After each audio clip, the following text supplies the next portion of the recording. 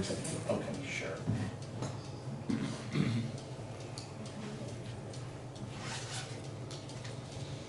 All right. Is there enough power on the thing either? Is there, Yeah, there is enough power, otherwise so it's fine, right? so yeah.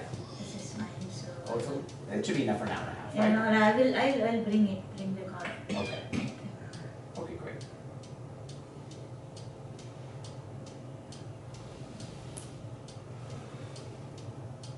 Okay. So Okay, make great. sure that you are visible nicely. Perfect. Okay, great. All right. Welcome everyone to today's little miniature workshop. Let's just start with 5 minutes of silence. I want to start by giving you all an opportunity to ask any questions you have about if you've been doing practice in the last few days, what that's been like for you, or really any questions you have about the spiritual search, generally speaking. And we'll do some meditation practice, soon, and I'll repeat the instructions for surrender and self-inquiry for anybody who hasn't heard them or needs a refresher, because it can't be repeated enough times. But yeah, I'll just open the floor. One quick thing for anyone on Zoom, it'd be appreciated if actually you just mute yourselves, unless you are trying to talk, and then obviously you can unmute yourself. But that'd be helpful. Thank you so much. Anybody? And by the way, I'll say one more thing, which is something I said in the morning session yesterday and today, which is you should feel free to do the practice the entire time if you like. Even if it's not our allotted 5 minutes for that or whatever it is, because it's just not that important what I'm saying compared to doing practice. So if you do the practice and you surrender, you inquire, whatever. You needn't worry about whatever I'm saying going in or not going in. Let that be as it is, as it will happen. So for me, I've been like some part of my brain, like in the background, it's trying to analyze and it's trying to put a barrier that something is different in me itself. Like there is a separation all the time, so I'm experiencing it all the time, and I'm feeling a bit. It's like a mixed emotion. Sometimes I feel betrayed that I am just working based on my mind, what my mind is saying all this long, and sometimes I feel like there is something like a self, like a bigger power in me, and I feel like I'm safe, like a guardian is inside, and then it feels good. So it's like a mixed feeling. I don't know what to say about it, but I feel sad that it's the mind that was me all the time, and I was just a puppet of it. Right. Well, so you're saying on the one hand, yeah, you feel like resentful that you were this mind all the time doing being a puppet. And on the other hand, it's nice that you're starting to recognize something which is greater and which is protective and perfect. Yes. So the question you have to ask yourself is, who is it that seems to be a puppet? Who is it that seems to have been trapped, or seems to be trapped now, to whatever extent it's still trapped, right? Who is the one who's switching between these two pieces, you might say, the foreground and the background, or whatever you want to call it, the object and subject, right? Yeah, who is I there? Which comes down to the exact same question, who is I generally speaking, right? Because this is what is said, of course, by Ramana and by Vedanta generally, that there's no one really trapped. There's no one really trapped. That's an illusion. There's nobody who was ever trapped, and liberation means finding out that no one was ever liberated, actually. But you nevertheless have to exert effort. That's one definitive statement, right? There's a paradox you have to bear in mind, which is that on the one hand, you're already the self, which is perfect, which is complete, which is in need of nothing. On the other hand, as a seeker, or the one who seems to be a seeker, one must exert effort to realize that fact somehow. Suddenly this thought came.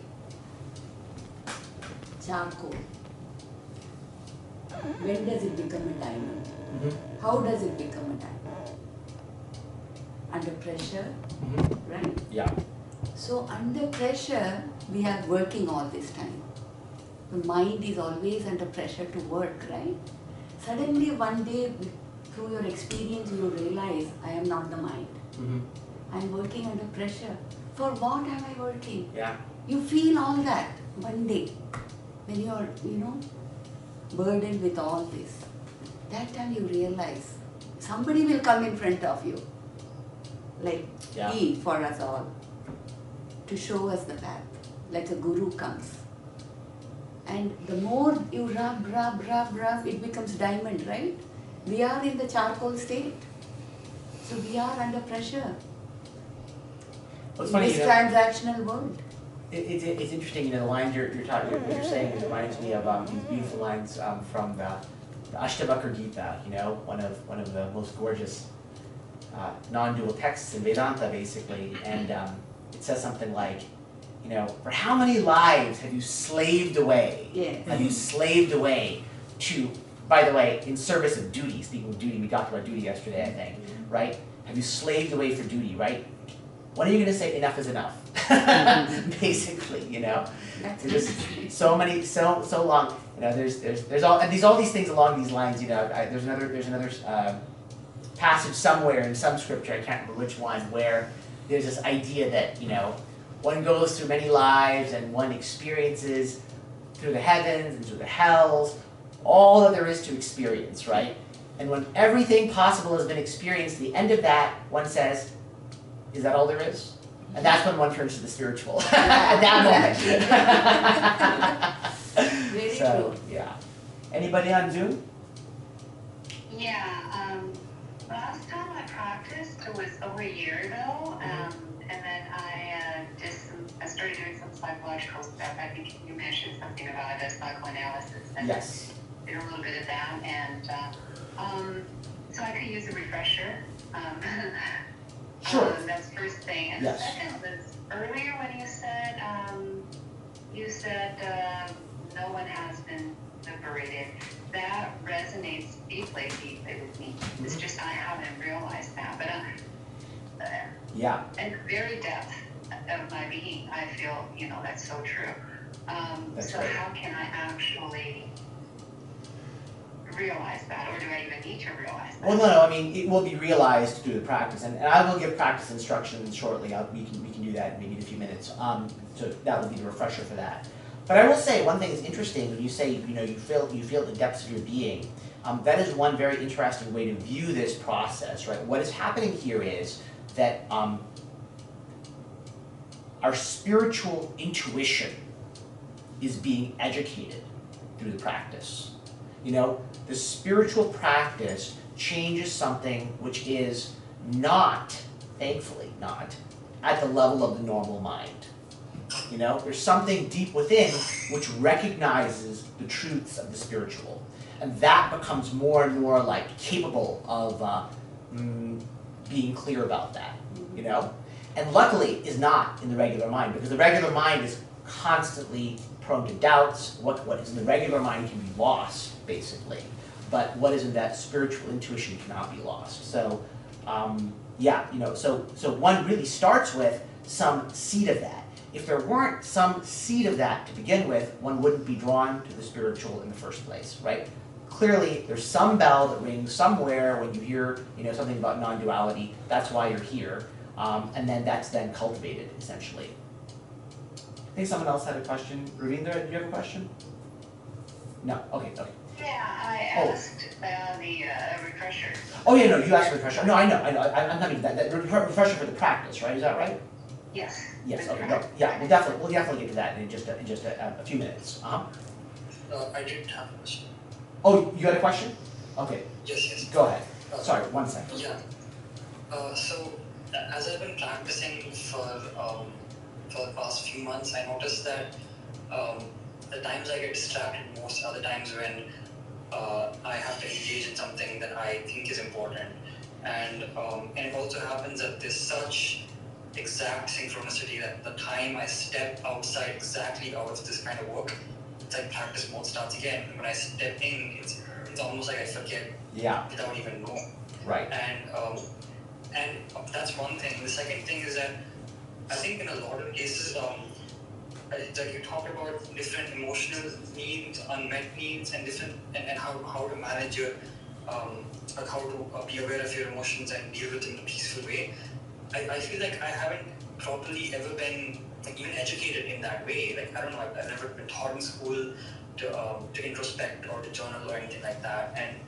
And it seems like why haven't I ever learned this before of being of taking care of your emotions properly. And Yeah. I don't know, because now it seems like sometimes I have this doubt that it's like I'm so emotionally depressed. Then what do I do? How do I deal with that? Because that I think is another major key distraction. Yeah, no, it is. Clearly it is. I mean, so, yeah, I mean, emotional stuff is a huge factor in the spiritual search. I mean, and it is, again, obviously, as you already know, one of the big reasons I'm so emphatic about the importance of psychoanalysis and similar kinds of therapy for so many people. That's not the only way. You mentioned other ways, introspection, journaling. Yeah, it's a huge topic actually, how to deal with one's emotional life. And you're right, we're not educated about it at all, basically. One is very lucky if one is born into a family where one's parents act as the role models for that, and you learn that way. But people who don't have that privilege are often left to dangle in the wind, and that's bad. There's a lot to be said about the topic, right? There's no one size fits all type solution, But I will say, right, from the traditional standpoint, I feel like there are a lot of things that are said to help control and deal with the emotions, right? Things that are mentioned in the Bhagavad Gita, for example, things like diet and sleep are just very simple things, but also who you associate with, right? That affects your emotions. Things like morality are ways of dealing with difficult emotions. Fundamentally, my feeling is that the most important thing is that it's difficult, and again, there's no simple way to say how to do this, but it's a process, I think, of increasing emotional honesty, right? What we actually emotionally feel, getting in touch with that. Not what we would like to feel, not what we tell ourselves we should feel, not what we tell ourselves we should want, but what we actually want, which is not simple. And as you look for it, it may change, and maybe that we even want multiple things. It's very complicated, but nevertheless, the attempt, because that's why it says in the Gita, right? The person who, is constraining themselves, but in their mind, they're still thinking with desire or some pleasure, right? They're being hypocritical. This is an important piece of the Gita. So I feel that, as much as we can to move towards increasing honesty is the goal. And there's no simple one-size-fits-all solution. I think the mere attempt, right? And you're doing the right thing. I mean, basically, you're gonna have to look around because, it is a huge personal puzzle. Everybody kind of has to figure it out for themselves to some extent. And again, I've laid out some possibilities, and some possibilities as well. But there's a personal puzzle about that. But yeah, so I sympathize with you is what I'm trying to say, basically. And you talked about, your mind disappears when you come to activities that you care about. This always happens, right? So the practice goes on, and then you hit some situation where you actually care about the outcome, and you think that you're in control. And at that moment, boom, faster than lightning, your mind is gone, basically.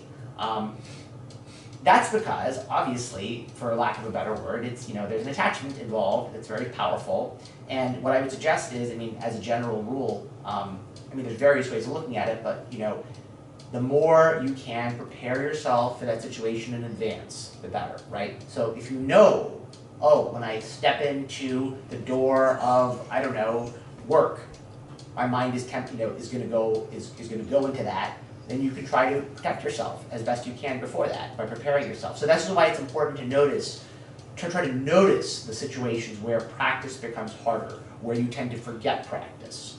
In those situations, if you can beforehand get into the practice and guard yourself, that would be good. Because think about it this way, right? If you imagine someone you love, right, and someone held a gun to their head and was like, if you focus on anything but, I don't know, I don't know, some object. If you lose focus on that object, I pull the trigger, right? You're obviously going to not lose focus on the object, right? So it's a matter of desire, basically. People are like, oh, I forget uncontrollably. It's not really uncontrollable. It's that what it is that there's a strong desire to control this particular situation. If there was something really important on the other side, you wouldn't forget. You would just drop the other thing. So anyway, it's something to keep in mind. Yeah, and I think to some extent I am, and I think a lot of seekers are hypocrites for a long time, because of the reason why I don't want to practice in some time is because I think part of me wants to wallow in that experience. Yeah, and wants to yeah, experience. you're right, exactly right, that's true. Yeah, I mean, that's the truth, right? Unfortunately, right, what are attachments really? Well, if you really look at it closely, attachments are attachments to pain.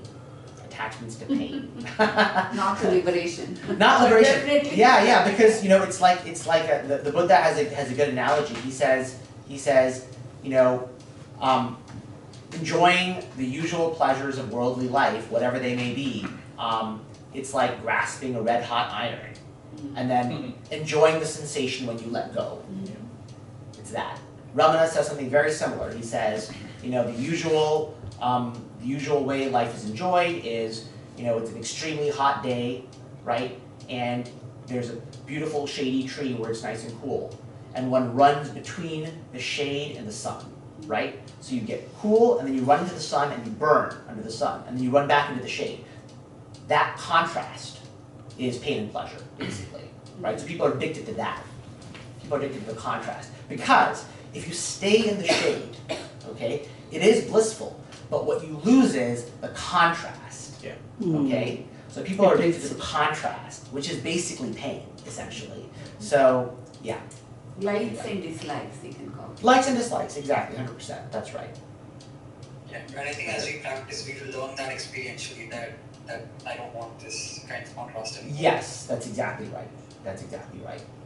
All right, so let's do a little round of meditation, and we'll take another round of questions. So, because I think someone asked for a refresher on the practices, so I'll give both practices now, and then we'll let people do whatever they want. Okay, so what is the practice of self-inquiry? Self-inquiry basically is I need new words for this, but I have to come back to the same things again and again, which is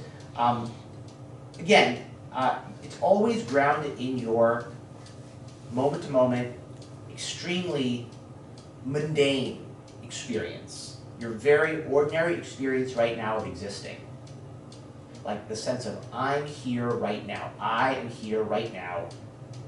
I, the one who observes, who watches all of these things. We, in the same way that we experience, not quite the same way, but anyway, it seems like the same way. In the same way that we experience a sight, a sound, an emotion, a thought, right? These are all objects. In an analogous way, we experience something else, namely what seems to be us. Somehow this nebulous, amorphous entity which is somewhere in here, which is doing things, which is experiencing things, which is, the audience to this virtual reality thing that's going on around us. So that, whatever that is, we seem to know it. We seem to know it somehow. Somehow we know it. We know, yeah, I'm here.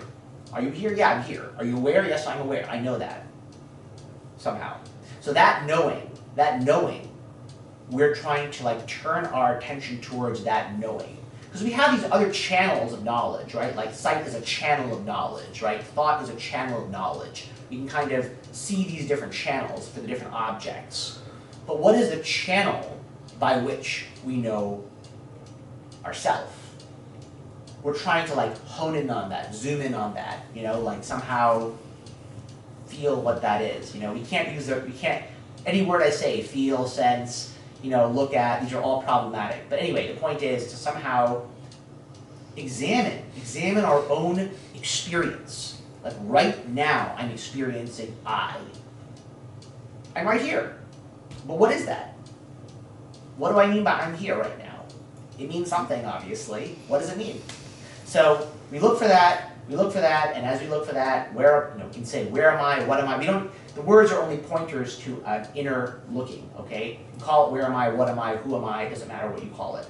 But the point is, when you do look, you will, your mind will go to something. And whatever it goes to, whether it be a physical sensation or concept, whatever it is, you ask yourself, essentially, am I aware of this? And if you are aware of it, that can't be you. Why can't it be you? Because there's still something which is aware of that. So the thing which is aware of that, that's what we're looking for. In other words, we're looking for the searcher. The searcher is looking for the searcher. The one looking outwards is looking for the one looking outwards. So any object which your mind goes to, that object is obviously not you. And then you repeat this process again and again. Just repeating that process again and again, hunting for yourself. That's what inquiry is. What is surrender? Surrender is basically the exact same process but viewed from a different angle. So this process is, surrender is hunting for the subject, hunting for I. Surrender is saying, I'm withdrawing my attention from all objects. What all objects means all physical sensations, all mental and emotional sensations, all thoughts. When I say withdraw, I don't mean that they have to go away. All these thoughts, feelings, sensations can come in and be allowed. What we want to do is we want to essentially notice, in some sense, the distance that exists between us and them. We want to treat them as unreal, or see that they're just phenomena. And these are all synonyms. I'm giving you synonymous phrases for noticing that these are essentially all thoughts. You can view them all the physical sensations, all the emotions, all the literally verbal thoughts or images or memories or whatever it is, all of that collectively, you can call that, in the general sense, thought. So we want to notice the thought-like nature of all these phenomena and not take them to be real. Meaning what? What does not take them to be real mean? It means basically don't expend what feels like your personal willpower on anything except the actual practice of surrender. So we're basically trying to bring our attention away from these objects towards what? Well, towards whatever is not the objects, which is going to be the subject, which is going to be I. That's why it's a parallel process of inquiry. And we're trying to relax our willpower simultaneously, except with respect to keeping this vigilant practice up. And these things are linked because we only use our willpower because we take something to be real. Only because we think that glass of water is real would we use our willpower to grab it. Only because we think that fire is real would we use our willpower to run away from it. So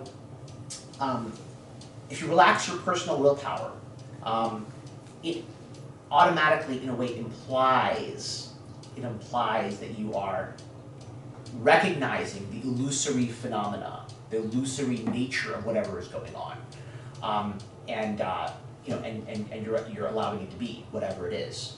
One more addition I'll say though is, which has just come up a couple times recently, is even if you're in a state of seeming peace or tranquility, this too must be recognized as an illusory phenomenon. So surrender is always trying to continuously withdraw from whatever the current experience is, withdraw attention from it and sort of keep it. Selfishly hoard your attention towards yourself.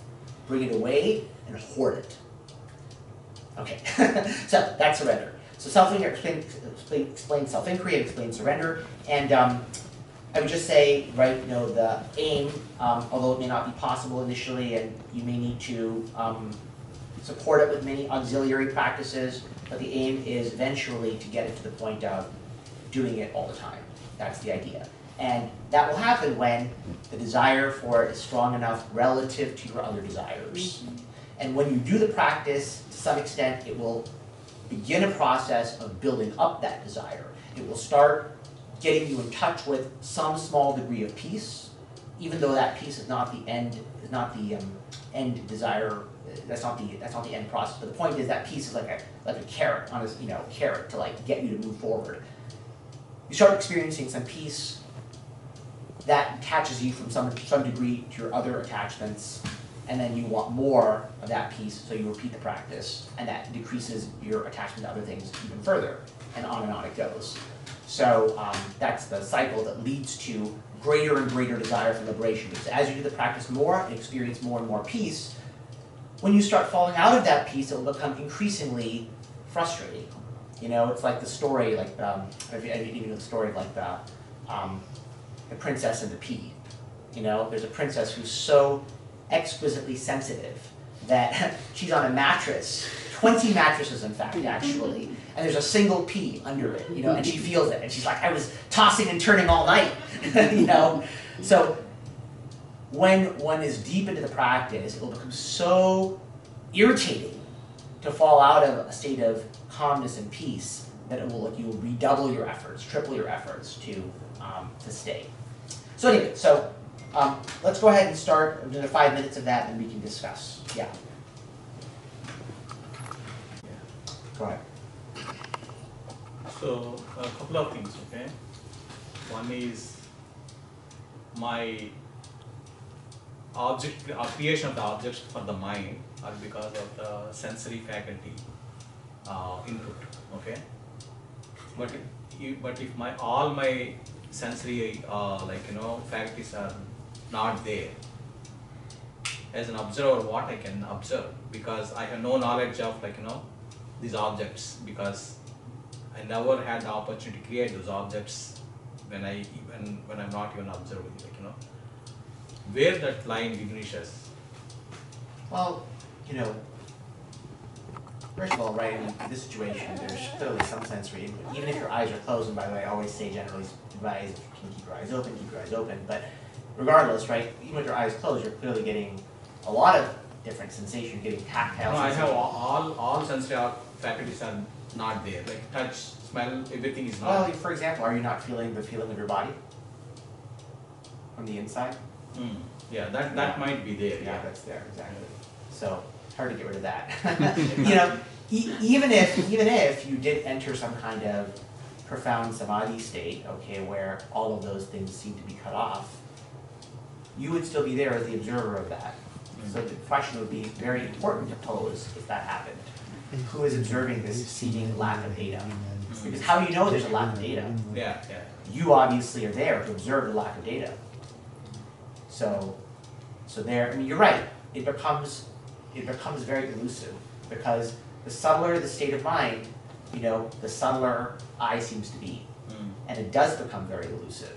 And that's showing the nature of I, because the I that we're looking for is the separate I, and that separate I is connected to the masks that it wears. So the more masks that you remove, the fewer masks it has, the less substantial that I seems. That I floats on a network of thought, If you start moving those thoughts, it's like there's a t-shirt and it has a loose string. And if you start pulling the string, okay, there's like less and less of the shirt. When you pulled all the string away, where's the t-shirt now? It's a good question. So, that's The reason I asked is because of the two, okay? One is when the thought is not there, okay? If the thought is there, where is the observer, okay? If the thoughts are not there, what happened to the observer? Well, the thing is, in the waking state, there's an underlying thought that gives you the information that there's no other thoughts. So there's always something going on. Now, you could ask that question of deep sleep, perhaps, but the point is, and there's various philosophical answers to that, but the point is, right now you're in the waking state. So this is a theoretical question, basically. I mean, look, the ultimate answer, right, in the deep sleep state, there's no differentiation, the normal differentiation between subject and object does not apply, okay?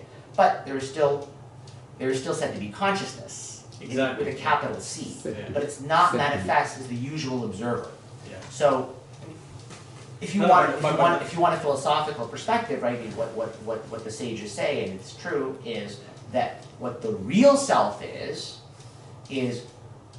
neither the manifestation of the observer in the waking state, nor the seeming merging of the observer into the object in the deep sleep state, or whatever in between thing happens in dream, but rather that which can give rise to all these different possibilities.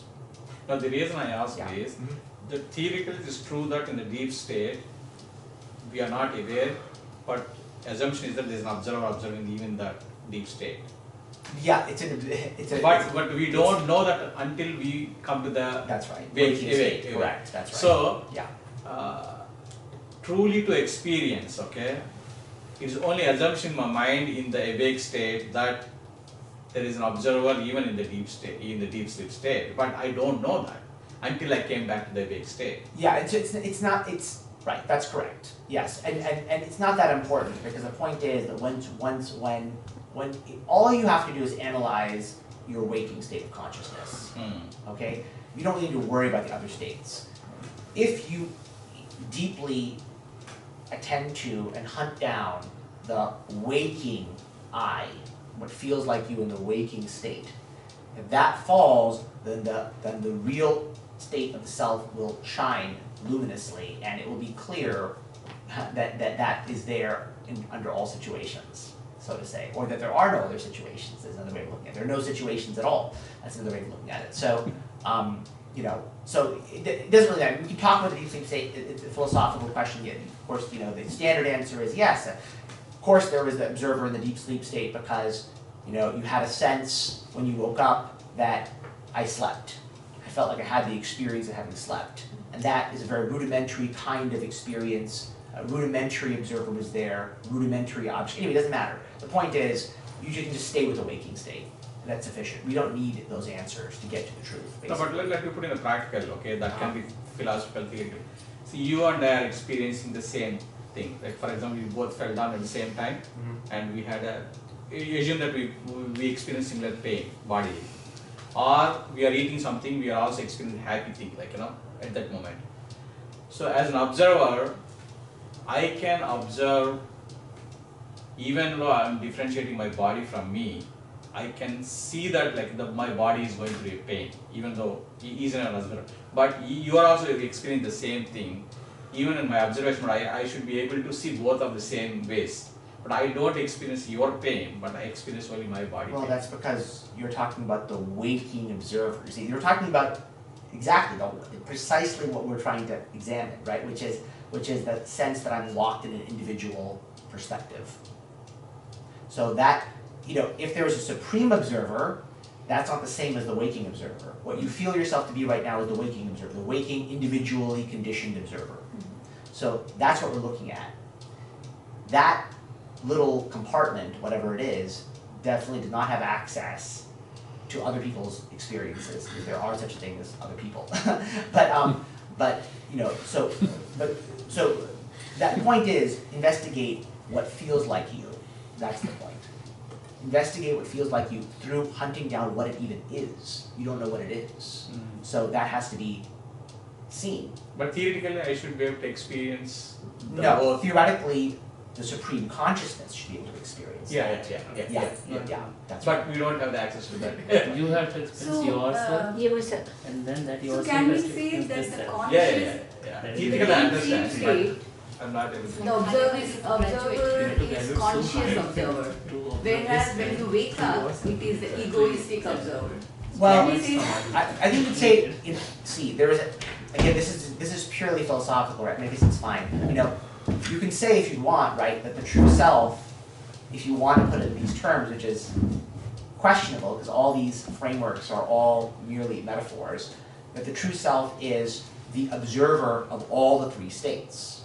In one state, there is an ego. You can say there's an ego object in all three states, and the ego is in different conditions. In the deep sleep state, the ego, which is the little individual piece of you, okay, is merged with the object, so there's no separation. It's all darkness, okay? And then in dream and waking, there is a separation. The ego creates, light of the self can be said to go through this little prism called the ego and splits things into object and subject, okay? And then you can say as well, if you want, right, there's a so-called fourth state, samadhi, turiya, etc., right, which you get to a glimpse, okay, all these things are kind of the same thing, where there is a kind of a transcendental version of deep sleep, right, where there seems to be no separation between subject and object, The boundary is removed. the boundary is seemingly removed, but there's light instead of darkness. The darkness, instead of the darkness, you create light. Still a state, by the way, still a state, still an experience, but different. So you can say that the true self, whatever it is observer of all of these states. That's, if you want, you can put it in that way. You know, it's not the only way to put it. Yeah. Akilesh, is it even, can you even think of the true self as an observer, or is it something in which the observer and the observed arise, you know, sort of, is it really an observer? It's not, Right. It's sort of the light in which the observer and the observer. You can say that if you like. You can say that if you like. The ego is the observer in the sense, and when the ego collapses, only the truth. You could say then the self remains in which the observer and the observed arose, right? Yeah, Would that be appropriate? You can say it if you like. I mean, Okay. look, all of these are problematic ways to say it, Agreed. right? Because again, you know. This is not exactly the truth. Yeah, it's not exactly the truth. Because concepts and words are concepts arise from the seeming division of subject and object. Only because I feel that I'm in here and I'm solid. There's a solid entity in here, okay? There's a first boundary created, okay? Between so-called me and so-called not me. Okay, with that boundary, then the so-called not me can be broken into pieces. And we call those pieces concepts. And then we reason with them, okay? But if you really examine what me is, then it turns out, oh, the so-called boundary between me and not me doesn't exist. So that, it's like shows the dam to not exist. And that inundates the whole field, right? The whole field of divisions no longer holds, which means that all concepts are rendered meaningless in a way. You can't even say they're rendered meaningless because meaningless is also a concept. So, you know, so that's the reason why the self is said to be not this, not that, and all of that, right? Yeah. Even though at the same time it's also said to be such as Ananda and bliss and all those things. So yeah, so you can say it however you like. The answer is there are several ways of saying it. And all of which are problematic, basically. Yeah. I have a question. Tell me. I have a question on technique. Sure. So, for example, we are doing surrender, and you are in a state that you are withdrawing from objects, and for example, you have a sensation to move this, or you have a itching. Then you are in the surrender state. Then you are thinking that is also illusion and going out of it, but it's bothering you. Then are you disrupting your surrender technique, or you still have to be in that? So you're feeling, let's say, like you're feeling an itch, right? And then you're like, oh, what should I do about it? Would it be disrupting the surrender, the scratching? And you're trying to withdraw from it all. Yeah, basically, exactly. So look, so the itch can be there, right? The itch can be there in your subjective experience, right? It's there. You're not trying to kick it out.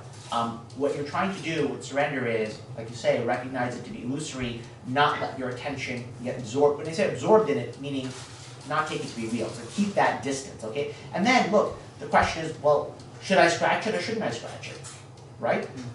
That question is to be ignored, i.e. surrendered. So that question's another object. So it's not that you shouldn't scratch it, and it's not that you should. It's that the very decision is not yours to make. It shall be scratched if the universe chooses to scratch it, it may. Or just observe that, okay? Or just observe. Well, I would say I would prefer this language because I think when you say just observe, okay, there's a bias there against that I should somehow not do. But I would prefer, I think more accurate is the language that says, it's not about that I should be passive. It's that the choice between activity and passivity is not mine. That choice is not mine. Exactly. So yeah, be active. If the mind and body want to be active, if my karma says be active, let it be active. But treat yourself as somebody else. You over there, 10 feet away from me. That's who you are. That's who you think you are, basically. That person can decide to scratch the itch if they want. So we leave on the body and the mind to do. Let them do what they want. Exactly, that's And fine. But your subjective feeling is I'm relaxing and I'm not going to exert my willpower. So let it scratch over there if it wants to do it by itself. Go ahead. Yeah. Go ahead. So, at this point for me, my own experience when it comes to surrender, it really does come down to just these two, in my experience, of just inquiry and surrender. But Yeah.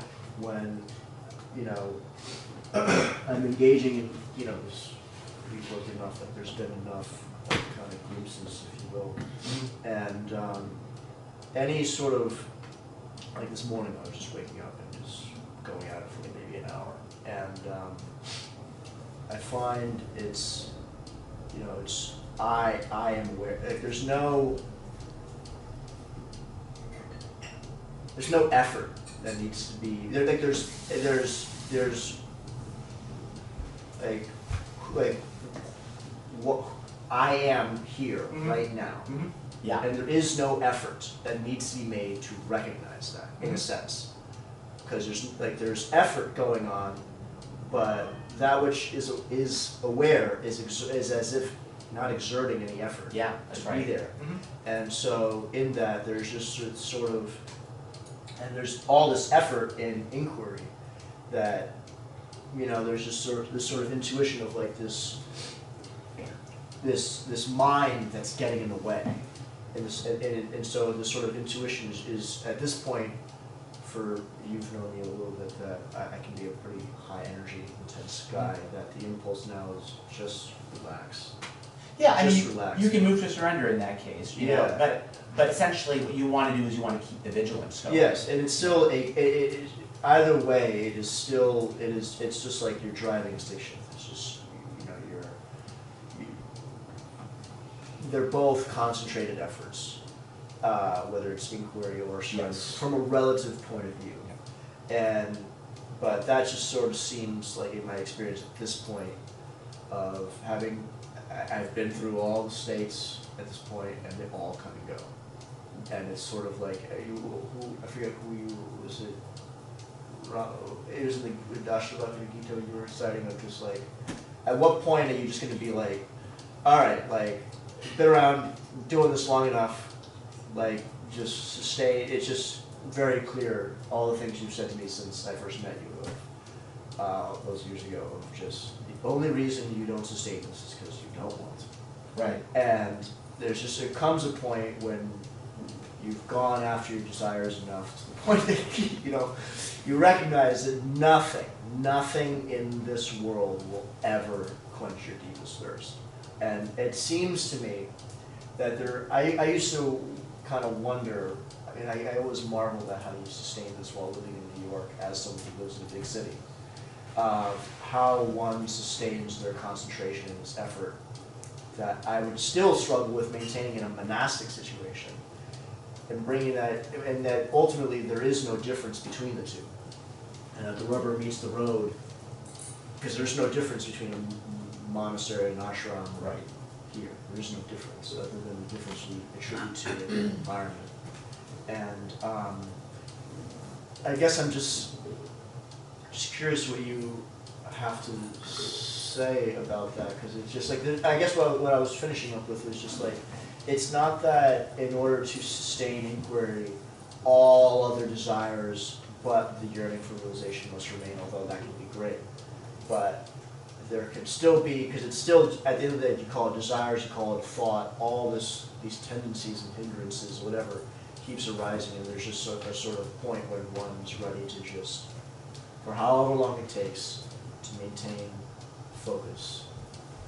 Like you said. Yeah, I mean, look, I mean, so what's your question? It sounds like you are maintaining. I guess it's just more just like interested in whatever it is you have to say about that, because it's just like at this point of just like when one, like the pea stole the princess and the pea. Yeah, I mean, it sounds like you are kind of maintaining focus in many ways. Yeah, I mean, it comes So, and comes and goes. it comes and goes. But there's that thing of just like when, you know, at this point for me, like, the circumstances of my life are the best it's ever been, and I think you noticed I've had to work. But what's the question exactly? I guess it's just more of like, I'm more interested in like what you'd have to say about that, like the commentary on that and so forth. I mean, does that all sound kind of? No, I mean, it sounds fine. I mean, it sounds like you're moving in the right direction. If you feel tired with inquiry, you can definitely move to surrender. I will just say one thing, which is, you know, you're noticing more and more this sort of effortless being that's there, which is a little bit like you were talking about earlier, you know, the sense of there's something there which is protective and you're noticing the background more, which is great. You know, that's good. Nevertheless, right, one way or the other, through surrender or inquiry, whatever that is must be discerned, you know? So, and it will be. It's just a matter of time. You know, your effort will pull you in that direction. I will just say, right, because, you know, along these lines, right, so when one has practiced for a decent amount of time, right, one is going to experience the fruits of the practice, which will be increased states of peace. You know, it will be smooth skating, increasingly over time as one does the practice. And the challenge is to not be complacent with those periods of relative peace, but to continue being like, no, you know, I'm not stopping until I get to what I'm looking for. Because even that piece is still an object. Peace is still an object. And I guess one thing that did come to mind that has been kind of happening more in the last like year or two is I didn't get what you used to mean by this back in the day was upon waking up, there's like from sleep, there's, you know, I just didn't, my mind was just too active to be able to really detect this, but there would be, when I come online. Yeah. And there were points on retreats where I would wake up and it was almost like this like booting up of like this program of like, God, when I come in. But there was also that which wasn't touched by any of that. And it was as if in clear focus or view or something. Yeah. So Ramana talks about this, Vedanta talks about this generally, right? That when you say more about that. when you wake up from a state of deep sleep and you go into waking, right? There is the moment you can argue that there's momentarily a kind of clear state. What is that clear state? Before all the other thoughts come, right? The clear state is, like, you can argue that's the waking ego in the pure form. You know, it's a kind of potentially glimpsy state. You want to extend that. Well, how do you extend that? It's through these practices. But that is, you know, that is like a kind of caterpillar. I don't know who uses this example. Someone uses this beautiful example of the ego, right? The ego works like a caterpillar. It swings from leaf to leaf, you know? So if you make the leaves longer and longer, eventually the caterpillar won't be able to swing, basically. It'll fall in midair, basically. Something like this, you know? So, you know, if you make that, this is the so-called distance between thoughts. Distance between thoughts, one must recognize that distance is itself still a thought. It's the base thought, okay? That base thought, though, if it's isolated from all the other thoughts that help it stay afloat, then it'll fall, like a false bottom in the box. So, and it will reveal whatever is underneath it, so to say, which is that it itself is a reflection of the true self. I want to give a chance to anyone on Zoom have questions? Yes, I do. A couple of things came up during the 5-minute practice. The first was very similar to the participant who mentioned the scratching, about scratching. I realized a lot of the psychological mental stuff was very easy to surrender, but for me it just came down to basic needs. Right, if I'm thirsty, then I just want to act on it. I want to, you know, drink some water. If my bladder's full, then I need to go to the bathroom. So there's only a certain amount of time that I can. Give me so much I can surrender before I actually take action. That's what I noticed. And the second one was, when you said about to the person, you said, you know, it's not that decision is not mine. It's up to the universe to, well, in my case, is when to, you know, get a glass of water. But then that just seems dualistic to me, because then you're separating the universe's decision versus my decision, you know. Yeah. So Well, I'm not quite sure how to, how to get, you know, get an understanding on that. Well, I'll say two things. So one is, first of all, right, so there's always a decision, right, in the practice, and one can make these decisions in different ways, right, that if something is really bothering you, you can and sometimes must actually step away from the practice to deal with it. So I've explained this, I think, with respect to various other psychological and physical issues, right? I think I brought up a day or two ago the issue of the Zen monk Hakuin, who dealt with quote-unquote meditation sickness, and how he stepped away from his very intense practice to deal with that, and he advised other monks to do the same. So there's a decision with any agitation of mind. You know, do I apply the practice, or do I step away and deal with that problem at its level by quote unquote identifying with the mind and the body, which is a pretend identification. Anyway, it doesn't matter. The point is you can deal with it at its own level. You always have that choice. You can do it that way. Sometimes it must be done that way. And you know, I would say, right, if you feel unable to do the practice under that circumstance, then you should just step away and deal with it at its own level. That said, okay, what you said about, well, yeah, it sort of seems dualistic to say it's the universe's choice instead of my choice. There is inherent in the practice a certain element of dualism. Because the idea is the mind is like a thorn, and the old saying is a thorn to remove a thorn. You know? The mind, this is after all, right, a practice which we're saying, there is this thing called ignorance, there is this thing called liberation, we're this thing called seekers, and we're engaging in this set of practices to attain this thing called liberation.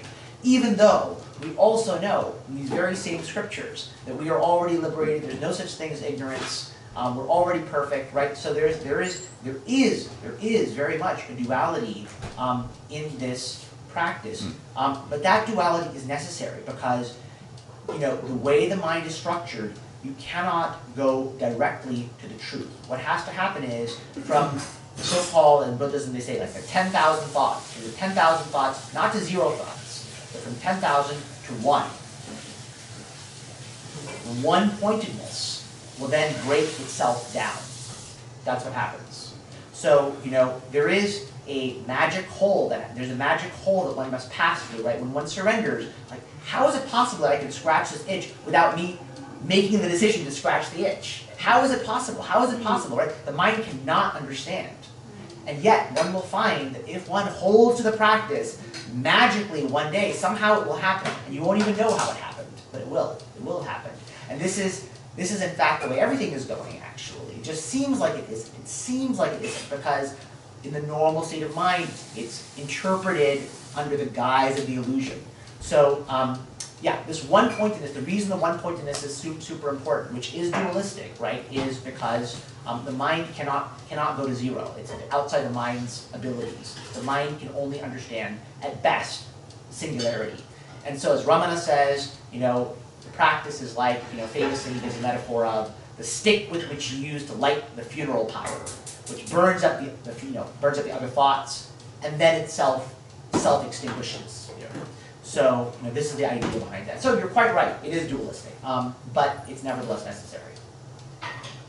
Okay. Yeah. Yeah. But, you know, again, if you need in the moment to scratch, it's not the end of the world, you know, so go ahead and do that. You know, it's fine. It's not like you have to punish yourself. You know, you'll find over time that as you do this in certain situations, you'll see that things do in fact occur, you know, and you'll slowly gain faith that, oh yeah, even if I let go, like I won't die, things won't completely fall apart, like somehow things are working, you know. And in the Gita, by the way, Bhagavad Gita clearly says, for all seekers, it says, to those who devote themselves to the spiritual path, to God, you know, God will take care of them.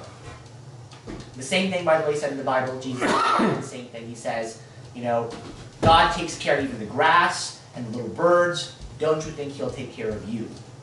Don't worry, don't worry. You will get what you need. If you turn your minds towards the eternal, you will be supplied with what is needed. Now, what is needed may not be what you think is needed, but what you need will be given. So you can do it with that faith, but you'll see. If you try the practice, when you can, where you can, which may not be a lot initially, you'll slowly see over time that you'll be able to do it more and more and gain faith that it will work. That it will work. Yeah.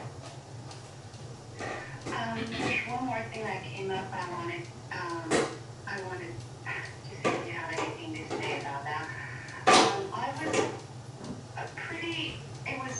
I was actually pretty comfortable, you know, letting go of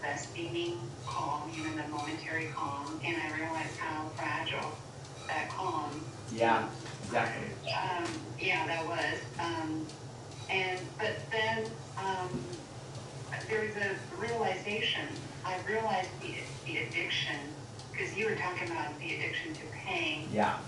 But I realized the addiction to fear. Mm-hmm. And I thought out how I've lived, under, or by that addiction my whole life. And I got really disturbed. Then I realized I got caught, at that point I couldn't let go. Mm-hmm. I was so deeply disturbed.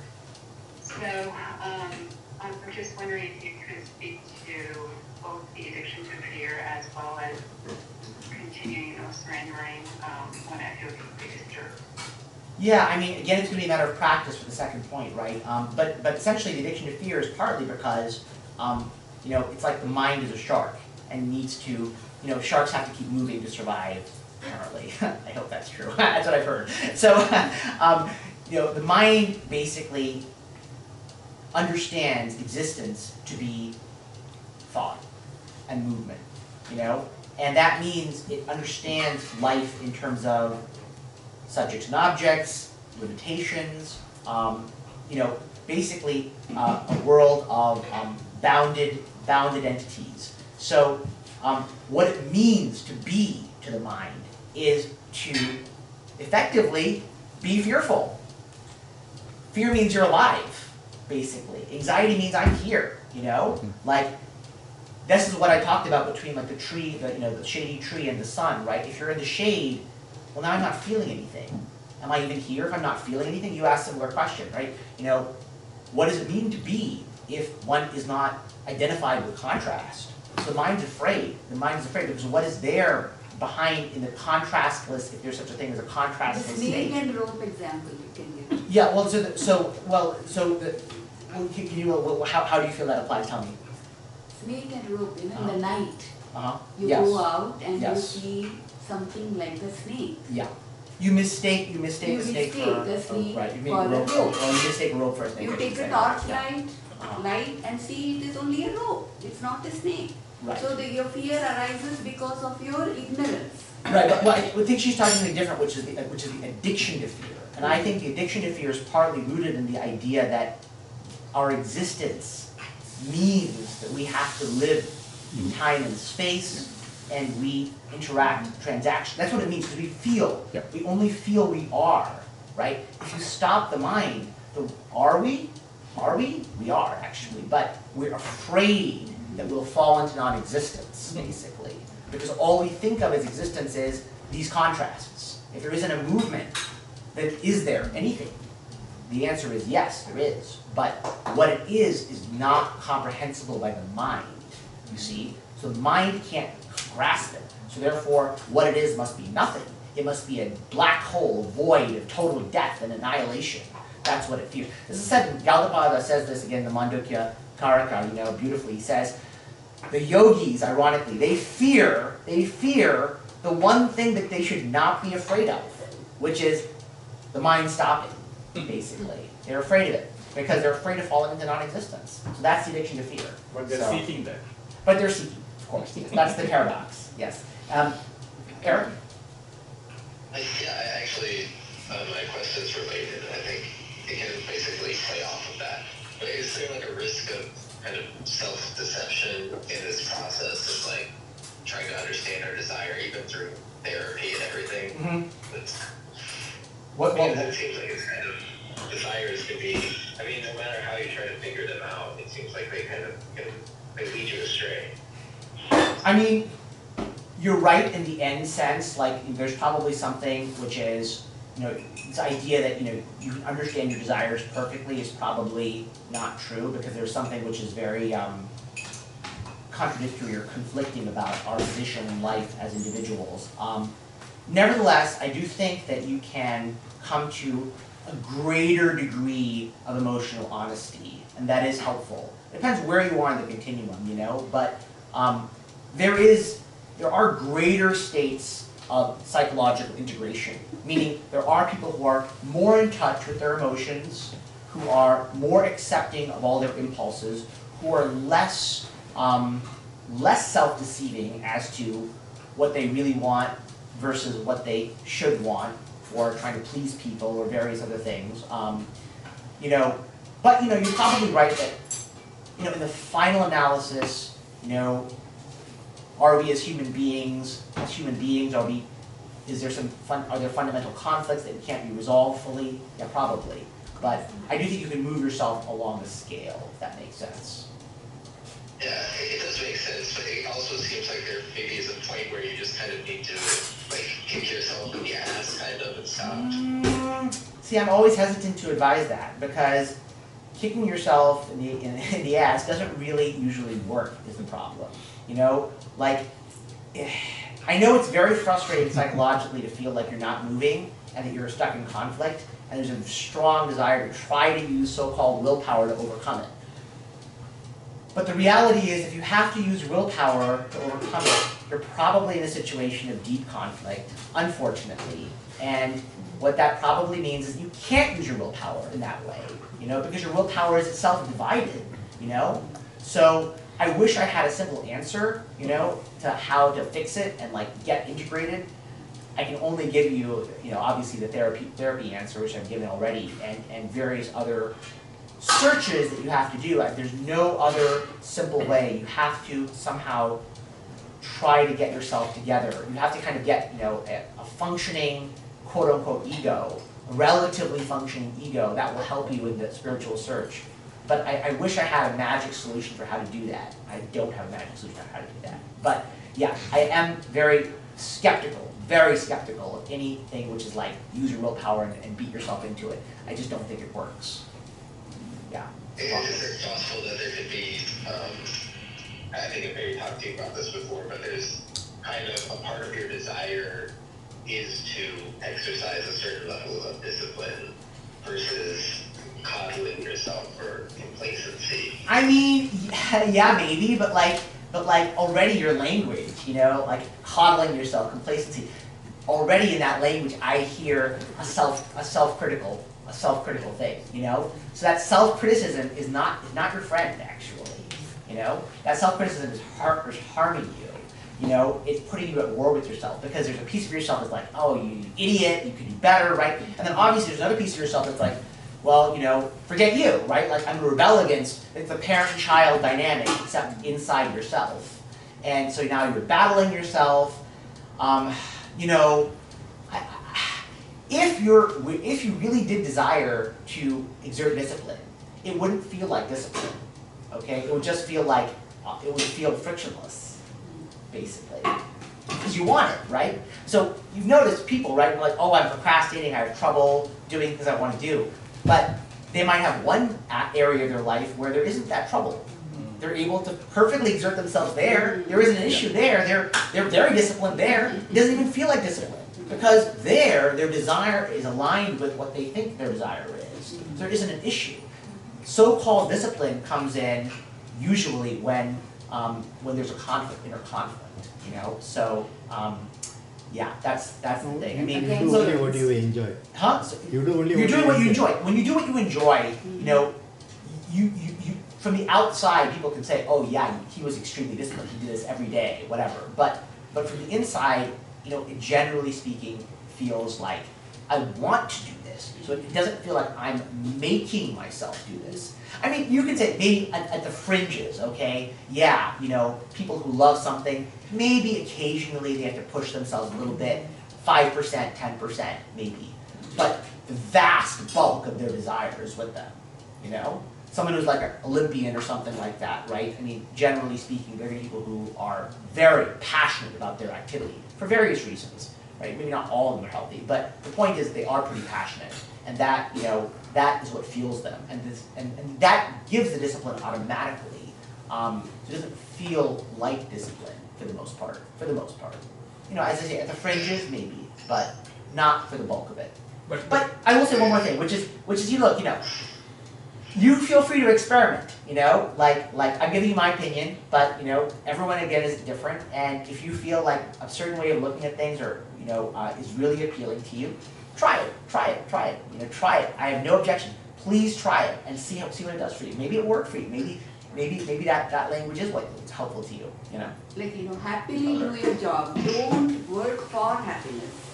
Happily do your job. Well, right, well, You will get the result. How you do that? well, you have to be doing what you actually want to do. Yeah, I mean, happily. to- Should you follow your instinct? Yeah, following your instinct, exactly. That's exactly right. Yes, yes, yes. Very easier said than done. That's yes, true. exactly. Yes. So Akilesh, one thing I've found is, right, okay, so the mind often is, you could be in the lower mind or in the higher mind. The so-called higher mind is a mind which is more cooperative. Yeah. And the lower mind is the one that's afflicted by, Pulls you down. it's the one that is more entrapped into the outward, the senses and the world of objects, etc.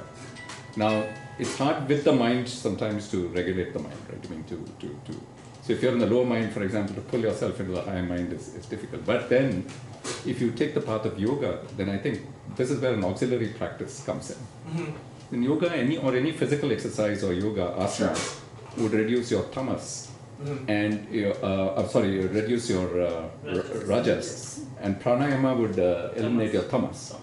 And so if you did both of that, you would move to sattva, which is the higher mind, which is a more disciplined mind. So there's a breath, which is a tool. So you need one will, though. When you're on the lower mind, you still need the will to practice this. That's exactly right. So go for a run, for a run, and then do some breath work. Sure, if you did that, absolutely. then you shift, and then you do that. But I do agree, you need that one willpower You to do do. need that, actually. I But it's a way to game the mind. I wouldn't call that willpower, though. See, look, I would say, look, that's again being honest about your desires. So if it's the case that I don't really feel like doing self-inquiry, but I do feel like doing pranayama, then great, do pranayama or do yoga, And then you might feel like doing and then you may self-inquiry feel after like, that. exactly, that's exactly right. So still, you want to be driven by your instinct. If you can get in touch with your instinct, which is again, no simple matter, but that is the key point. Whatever your instinct is, you're like, oh yeah, this is what I feel I need, then please pursue that. That is the route, for sure. And then you're right, your desires can shift. So in a way, it's a game of figuring out, what is it that I actually need right now? Speaking of needs, right? This is the way, right? So there is one approach which is staying with the practice and giving up everything to it, which is fantastic. That's a If one has the motivation to do that. But if one doesn't have the motivation to do that, then one must go with whatever motivation they do have and find the level where things do click. You see? What were you saying? That's a surrender mode. When you surrender, let it happen by itself, then automatically you will do it. If you just observe the one you surrender technique you were explaining. Yes.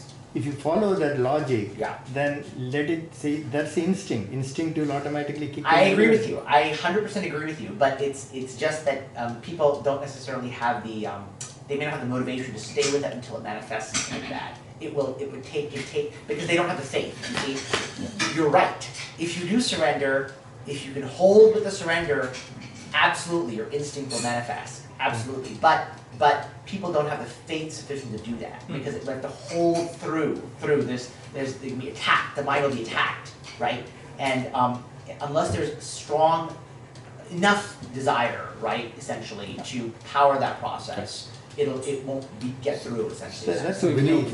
your mind It's a is belief system. No, but when believe you, in that. Yeah, strongly. sure. but when your mind is tamasic, you'll feel like drinking a glass of wine or watching TV, Right. and you'll kid yourself saying that that's fine. But in the end of it, it's tamasic behavior. You're doing that. So surrender would not be possible when your mind is in the state of tamas. That's all I want to say. If you classify it in the yogic method, the mind has these. I mean, it depends. Unless you have that sort of, your intellect is clear enough even in tamas to pull you out of tamas.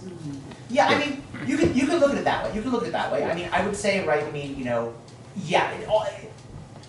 it depends, is what I would say, right? So I mean, so again, I believe that one can in fact be practicing surrender and inquiry, and one might have a glass of wine. The question is not whether one has a glass of wine; it's where one's attention is. Is one's attention identified with the drinking of the wine, or is one's attention identified with pulling attention away and looking inward, basically? So under those circumstances, right? Because again, the Gita has a beautiful metaphor, right? We're trying to get to this one-pointed state in inquiry or surrender where it says it's like a lamp in a windless room, right? That's the flame. We want that flame, right? And so when the mind is like that, that's where the attention is. It's focused on that lamp. And the external world effectively maybe not You shut down. precisely, but effectively disappears. Shut up. So whatever's happening, exactly, whatever's happening in the outside world, doesn't matter. Yeah. It's irrelevant. Is it even happening? It's a good question, you know? But yes, I hear what you're saying. Yeah, So, I think, like you said, somebody who's arrived can drink a glass of wine by being in total liberation, but others would use this knowledge in a distorted way to lose self-discipline. But I would just say, I think there's a risk of losing self-discipline for people who are aspirants. Yeah, see, I by would using say, this logic. Here. I would say, look, again, like, even with respect to these so-called lower desires, right? It's I'm not a fan, even though I'm a little bit departing from the sort of the yamas older and way of yamas, looking at things. Older way of looking at things is very much use of the word discipline. Yes. Very much like, yes, break yourself away from all sense pleasures. They're all poison. Get rid of them, right? I mean, that's a very harsh way of looking at things, which I don't feel works that well for most people. So I would say, rather than trying to discipline yourself, which puts you immediately at odds with yourself, I would much prefer getting in touch with one's instinct, and however one does that, and going with, because I believe that there is an innate drive, if one can be honest about one's emotions, there is an innate growth drive. The person will move eventually towards a healthier path if you permit that, rather than trying to control it.